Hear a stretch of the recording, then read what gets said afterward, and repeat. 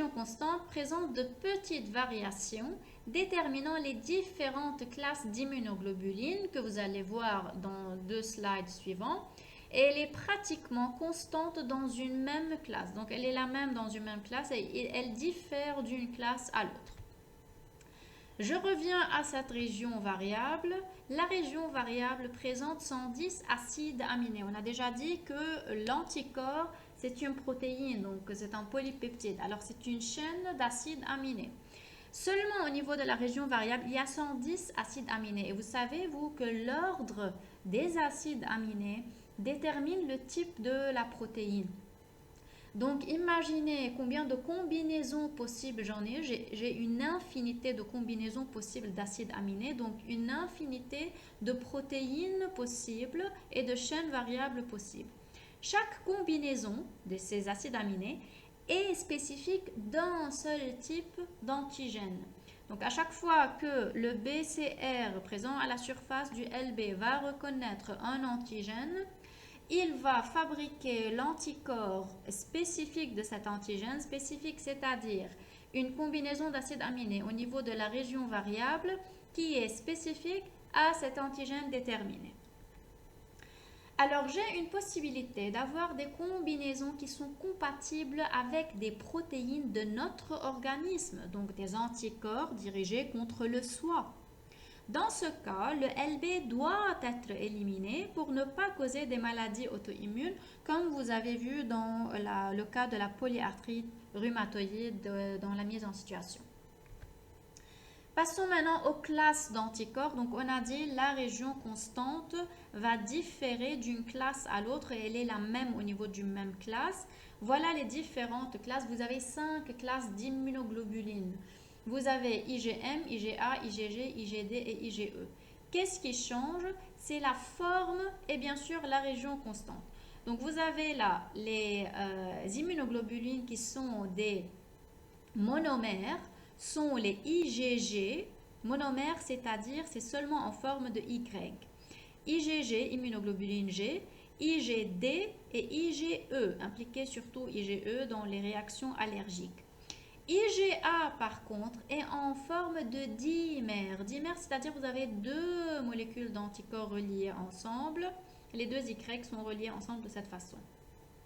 Par contre, IgM est un pentamère ayant les 5 anticorps en forme de Y reliés ensemble par une chaîne. C'est la plus grande molécule d'anticorps présente qui est l'IgM. Alors attention, ce n'est pas seulement la forme de Y, ce simple Y, ce monomère qui est présente, mais nous avons différentes classes qui vont changer par la forme aussi de la molécule d'anticorps. C'est tout ce que vous avez à savoir concernant les classes des anticorps.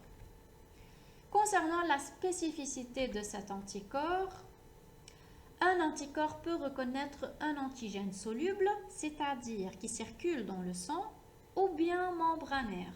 Voilà là un antigène soluble, il peut circuler dans le sang. Les anticorps peuvent se relier à ces déterminants antigéniques qu'on verra aussi dans le slide suivant.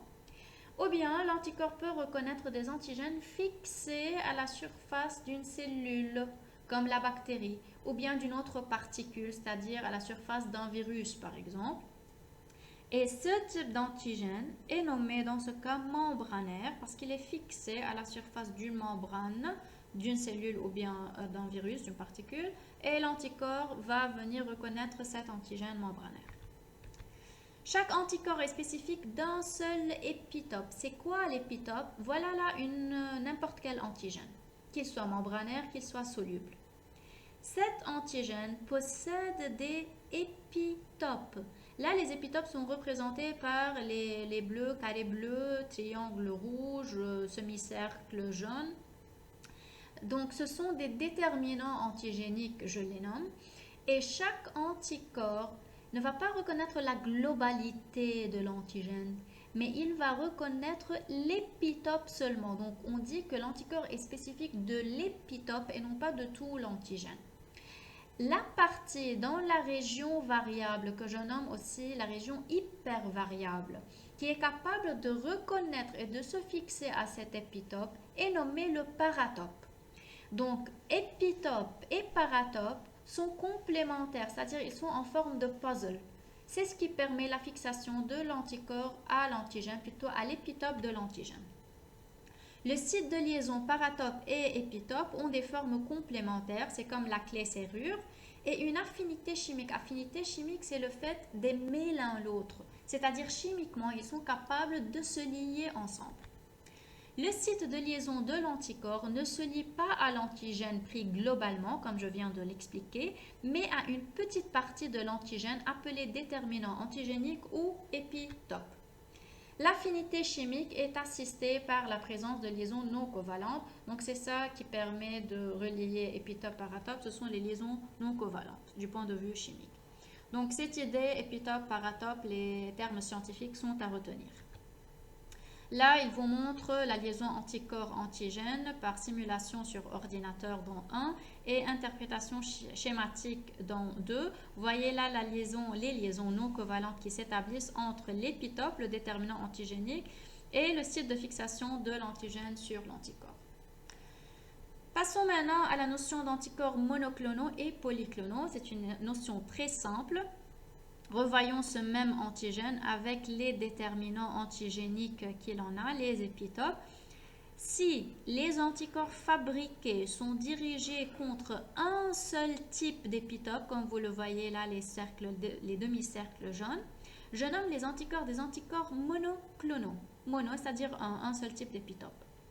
Par contre, si les anticorps fabriqués sont différents, ont différents paratopes, et donc peuvent se lier à différents épitopes présents au niveau de ce même antigène, je nomme dans ce cas les anticorps des anticorps polyclonaux. Poly, c'est-à-dire plusieurs. Les anticorps fabriqués dans notre corps par les LB, c'est-à-dire par les plasmocytes plutôt, sont polyclonaux toujours, c'est-à-dire ils peuvent reconnaître plusieurs épitopes d'un même antigène. Je passe là à une autre notion. Comme vous le voyez là, deux anticorps qui relient un même épitope, mais présent au niveau de deux antigènes différents. Parce que voilà, ils n'ont pas la même structure, donc ce sont deux antigènes différents. Un antigène, je le symbolise sous forme de grand A petit g, ok, l'abréviation, peut comprendre plusieurs épitopes et subir la liaison de plusieurs anticorps. Anticorps, c'est représenté par grand A, petit c, c'est aussi l'abréviation. Donc, comme vous le voyez là, l'épitope T, par exemple, peut être reconnu par un autre anticorps, bien que Z et T sont présents au niveau du même antigène. Cependant, l'anticorps n'est pas spécifique de l'antigène, mais plutôt de l'épitope, comme on vient de le dire avant. C'est-à-dire qu'il peut se lier à deux antigènes différents s'ils ont un même type d'épitope, comme vous le voyez là, c'est le même anticorps qui a relié deux antigènes différents car ils ont le même épitope. Ce phénomène est appelé une réaction croisée, c'est-à-dire le même type d'anticorps a relié deux types d'antigènes différents. Et enfin, le complexe immun, c'est quoi? C'est un terme scientifique très important que vous allez beaucoup voir plus tard. Un complexe immun est un grand agrégat moléculaire formé de plusieurs molécules d'anticorps et d'antigènes reliées les unes aux autres.